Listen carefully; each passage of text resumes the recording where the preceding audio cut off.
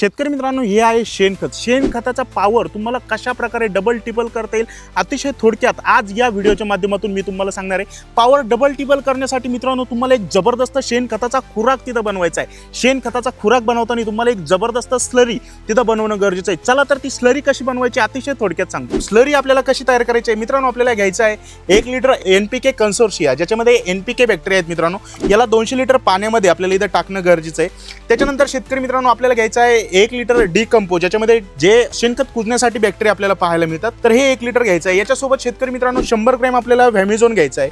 पूर्ण 100 gram 200 litre पाण्यासाठी हे तुम्हाला प्रमाण सांगतोय. आणि त्याच्यासोबत जे ट्रायकोगार्ड आहे तर त्याचं प्रमाण आपल्याला 1 किलो घ्यायचं आहे. ही जी स्लरी आहे मित्रांनो आपल्याला 24 तासासाठी एखाद्या झाडाच्या सावलीमध्ये पूर्णपणे सकाळ संध्याकाळ हलवत त्याला ठेवायचं आहे. पूर्णपणे मिक्सअप करून झाल्यानंतर शेतकरी मित्रांनो आपल्याला दुसऱ्या दिवशी या स्लरीचा वापर करायचा आहे. तर मित्रांनो आपण 1 दिवसापूर्वी जी स्लरी तयार करून ठेवली होती तर ती तुम्ही इथं पाहू शकता कशा प्रकारे याच्यावरती जबरदस्त फेस इथं आलेला आहे.